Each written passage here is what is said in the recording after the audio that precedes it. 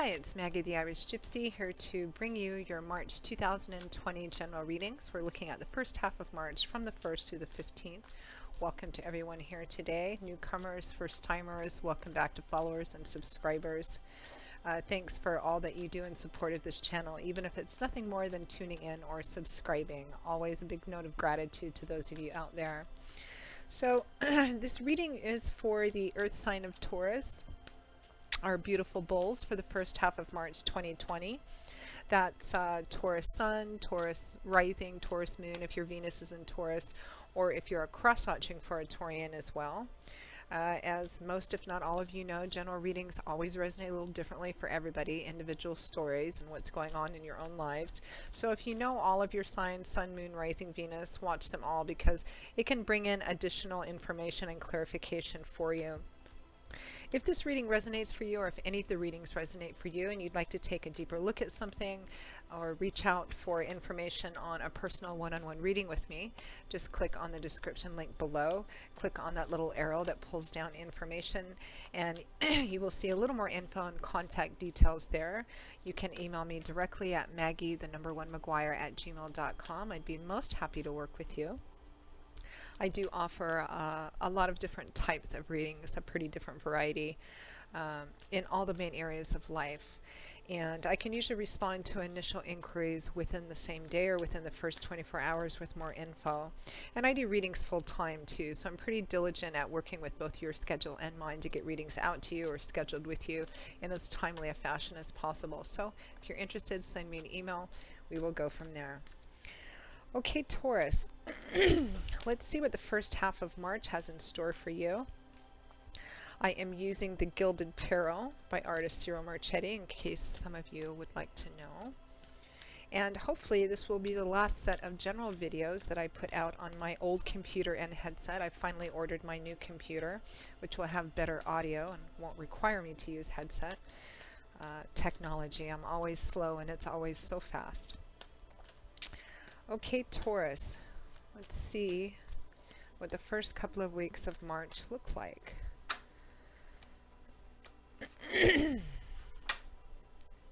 Okay, Taurus, we begin with the Seven of Cups,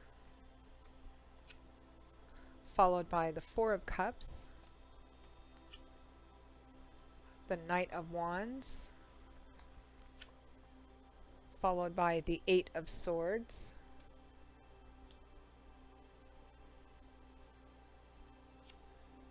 from the bottom of the deck, we have the Two of Swords for overall energy. I'm sorry, the second deck of cards, the Eight of Swords, came out first, clarified by the Knight of Wands. So, Taurus, it feels like a lot of you are maybe feeling a little stuck or stymied or blocked on how to get something moving or get something started, get something going.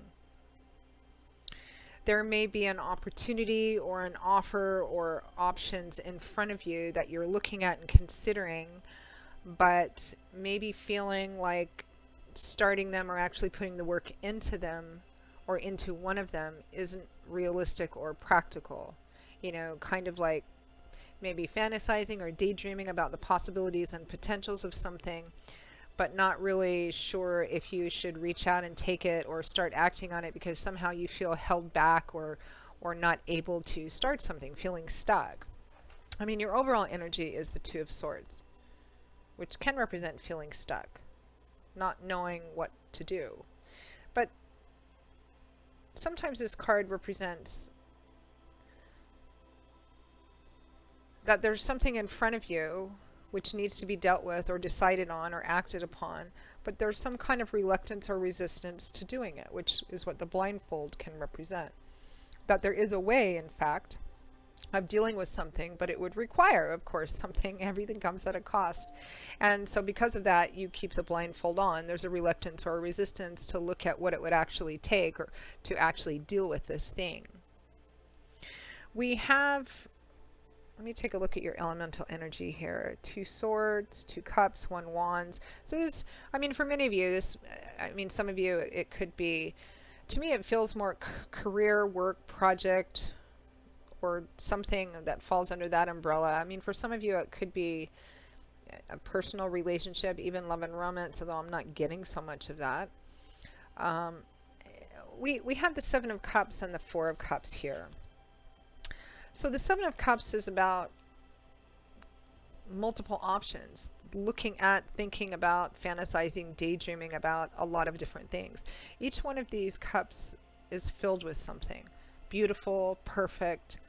They represent the possibility and potential of something or a lot of different options. The Seven of Cups can sometimes be a card of fantasy and illusion, you know, building castles in the sky, daydreaming about the possibility and potentials of things. It's not a card of manifestation. This is a card of actually kind of thinking about how wonderful something could be if this happened, you know, and what the possibilities and potentials are. But it's not a particularly grounded card. It's Cups, which is governed by water energy, which is more emotional. Perhaps something in one of these cups is achievable, but of course you would have to decide on it and figure out the practical steps and work involved in doing it. So there's this kind of sense of daydreaming, potential, promise, maybe considering a lot of different options, maybe dreamy options. And underneath that we have the Four of Cups, another water card, which shows a man who has some good things around him already, represented by the cups by him, which are full, upright, beautiful. He's dressed in clothes that kind of have that sheen of silk. He's probably doing pretty well for himself. Something is being offered to him, perhaps an opportunity, an option, could even be love. And he's looking at it, but he's not reaching out his hand to take it. It can represent feeling unenthusiastic about something that's being offered to you, feeling even though what you have might be good, your life path where you are, maybe feeling a bit bored and restless, but not really reaching out to do anything about it or accept any offers that are in front of you. So, I mean, the Seven of Cups and Four of Cups kind of has this energy, Taurus, of, yeah, that might be nice, and I'll daydream about what it might be like to do this thing or start this thing or have this thing or person. And it's nice to kind of daydream about, but I don't know if I really want to get up and actually do what it is necessary to take this or build this or start this. And, you know, and we have that stuck energy kind of overall. And also we have the Eight of Swords and the Knight of Wands next to that. So the Eight of Swords is a card that where you feel trapped, held hostage, bound, that you are helpless or don't have the ability to change something, feeling like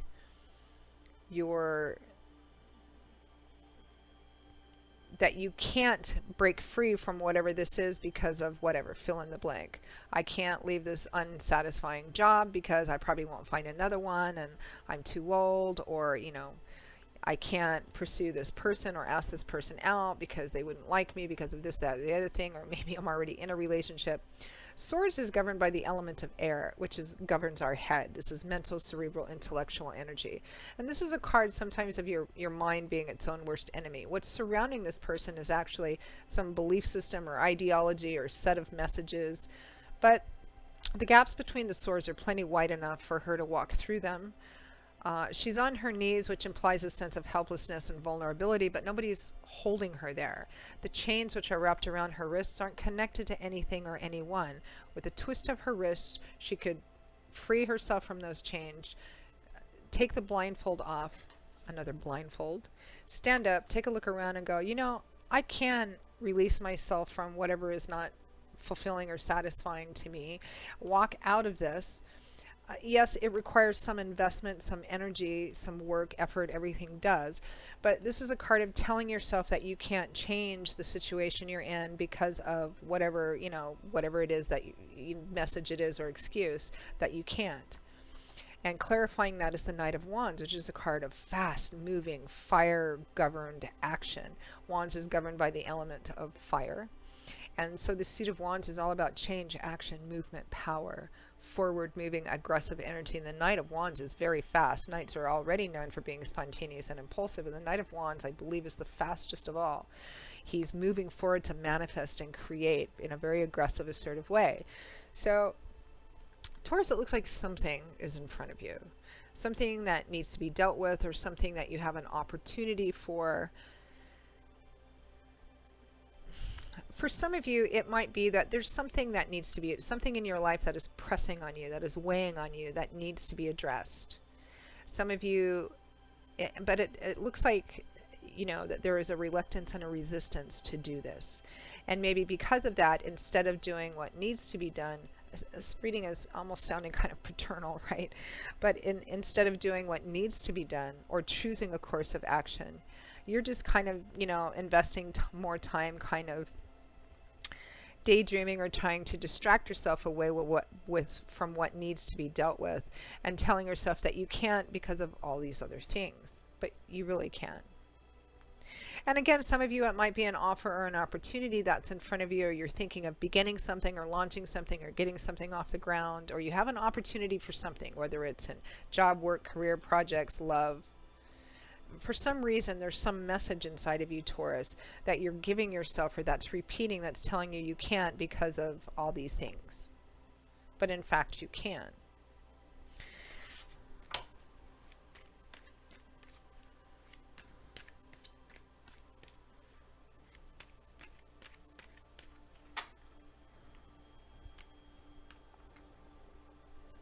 Nine of Wands. This is a card about pushing through.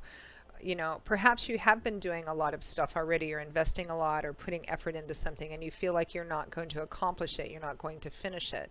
But the Nine of Wands represents pushing through with something until you've reached the completion point, which you're very close to doing, which would be represented by the 10, cycle completion. Here he's feeling tired, depressed, discouraged, worn out, feeling like giving up. He doesn't realize how close, how very, very close he is. It's a card about pushing through, 11th hour, darkest before dawn. You're almost there. So again, there's this sense that you're telling yourself whatever messages or excuses or whatever, that you can't deal with this, that you can't choose a path or a way out because of fill in the blank. But you actually can, and you're closer. You're so very close to it. Let's pull some final advice and guidance cards for Taurus.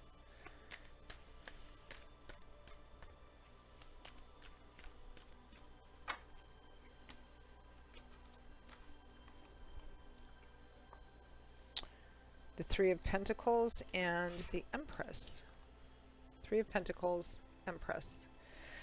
The Three of Pentacles is about working together with another person or a group of people in order to accomplish something, to build something. That's what the Three of Pentacles is about.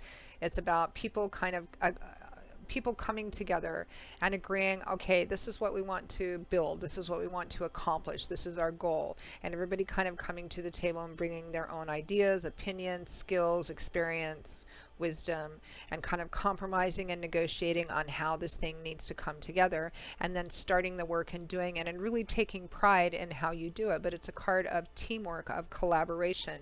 And here's the Empress, new beginnings, new starts. The Empress is about the Empress is about a lot of things, as all of the cards are.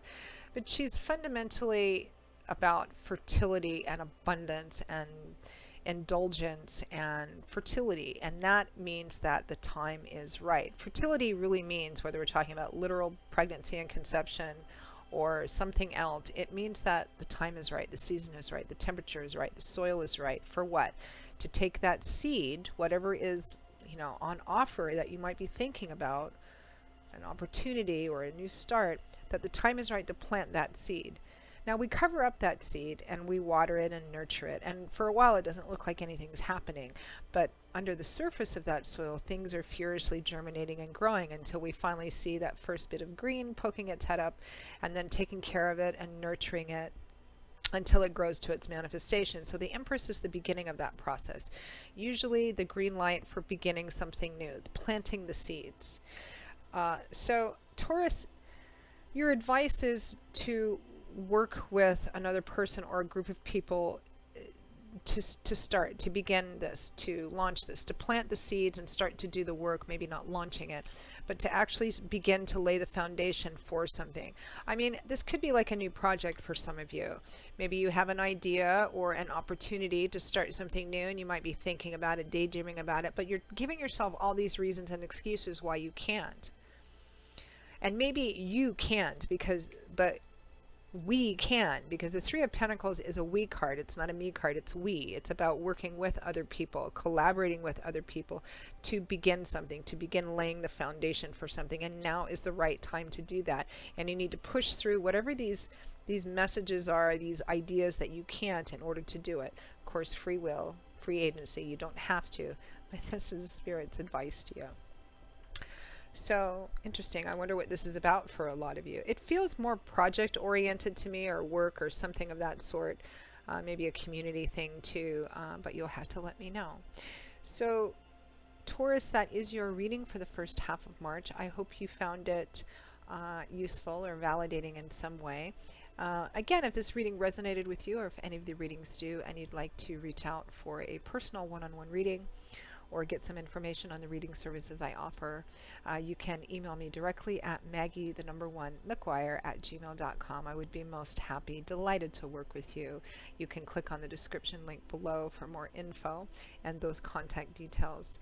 And I look forward to seeing you in a couple of weeks for the March 2020 mid-month readings. Until then, Taurus, as always, I wish you much joy, love, and abundance in your life, and I hope to see you back here again soon. Take care. Bye-bye.